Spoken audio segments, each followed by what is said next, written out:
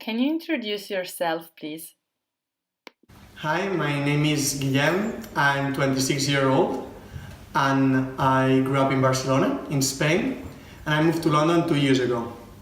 I work at Neurofinix. I'm the co-founder and chief executive officer, and our goal is to make the life of stroke survivors better with affordable and easy to use rehabilitation tools like you see here. Why did you choose London?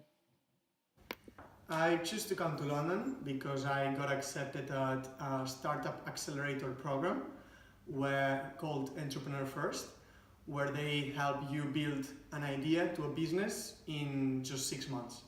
So London has a lot of startups and is really thriving in terms of startup ecosystem. And so I decided to move there. And previously I had studied a master's degree at Imperial College, and Imperial College is a really leading university in neurotechnology, which is what I studied. So I moved here just to continue my dream. Can you describe how you perceived London when you arrived and now? When I came, the world was endless, endless things to do, endless opportunities. There's so much going on. And now actually it's fast paced because I always, especially in the startup environment, there's always so much to do, so much to do in terms of work that everybody's rushing and we're all stressed. So actually it had changed from so many things to do to working really hard and really fast paced. What were your expectations? Were they fulfilled? My expectations were when I moved to London was to meet a group of people that were from all around the world and also really ambitious that wanted to change the world, and they were definitely satisfied or fulfilled because when I joined this program everyone was really from all around the world and they were all really passionate about changing it. Can you tell us about your challenges and how you overcame them? So the first challenge I encountered was understanding like the new culture, the British culture. And actually I remember in my university that the first lectures were how to behave like a British person in the tube. Was really interesting. So the first challenge was that, because especially if you do business with people in the UK, you really need to understand what they're comfortable saying or how direct you should be, how to give feedback. So that was the main one.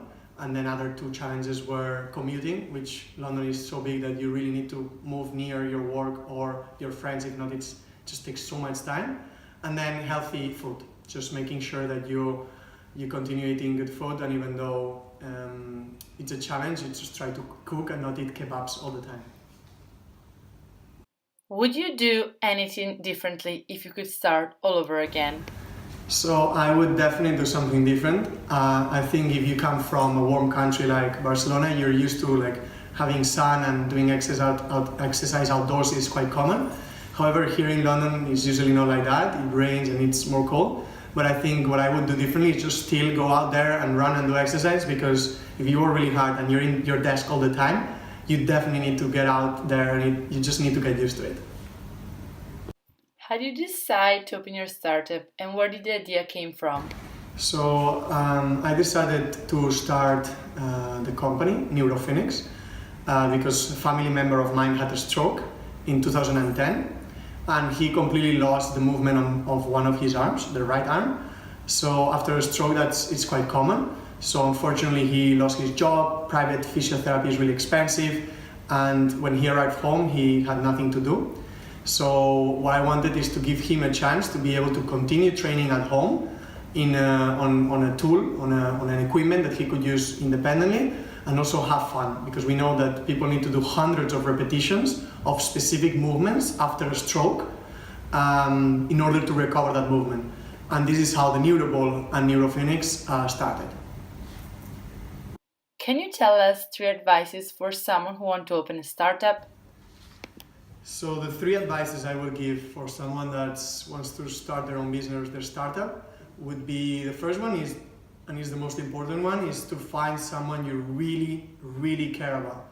It's going to be a really long journey of 70, 80 hours of work every week, nightmares because something goes wrong, the product doesn't work as you wish. So it's going to be really challenging. So number one is find something you care deeply about and a problem you want to solve, and that you're ready to give 5 to 10 years of your life to it, even in hard times.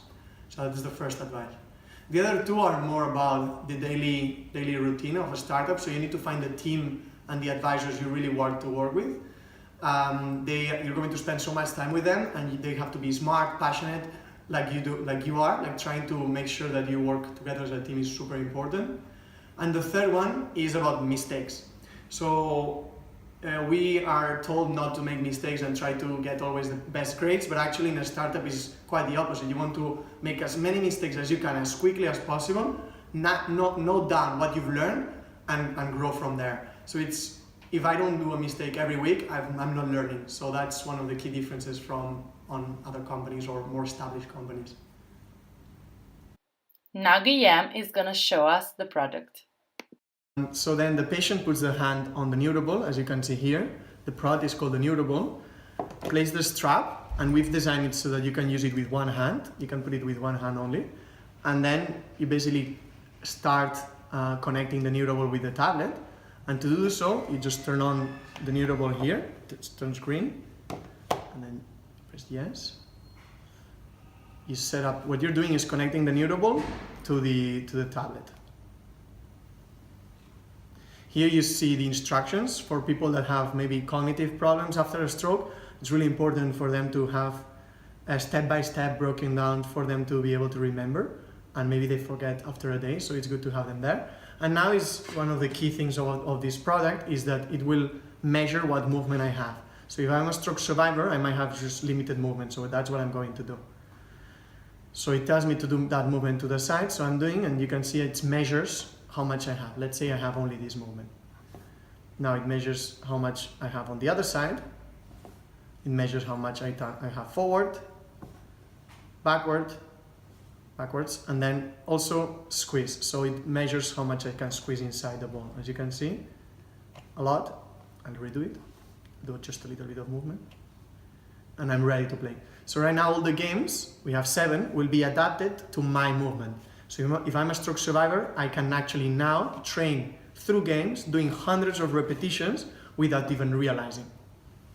So let's try one of the games.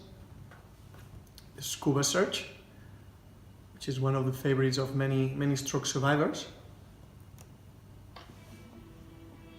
And what you can see here is there we have a leaderboard, so stroke survivors can compare against each other but also motivate each other. And we'll go for the easy level. So as you can see, you have the diver there, and you control it by going forward and backwards. So by going forward, you basically dive with the diver, and then by going backwards with your wrist, you go forward. So right now, let me try and collect the bubble and go to the other bubble. As you can see, what I'm forcing is the patient to do many repetitions of the wrist, forward and backward, without realizing. And that's the fun of the games. And that's one of the tricks, is making them do hundreds of movements without realizing through games. Let me collect that magnet. And you can imagine someone training 30 minutes every day. They will do thousands of repetitions. And we know from the research of stroke rehabilitation that you need 400, 500 repetitions every day in order to recover that movement that has been lost. And this is one of the games. At the end of each game, because it's really important, you will see it here now, we send, after 50 minutes of training, we send motivational messages like, come on, you can do this, you've done 400 repetitions, don't give up. So that's really important for people that have, that are usually really discouraged to train. This is another game that's more complex for patients that have more movement. I'm controlling the octopus going forward and backward like a mouse almost. And the goal is just to collect the shells and avoid the moving blocks that you can see there, and the bombs. If I touch the bomb, then I lose.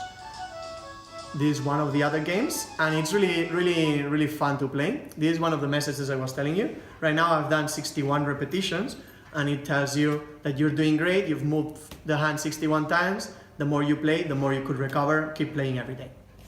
And we can.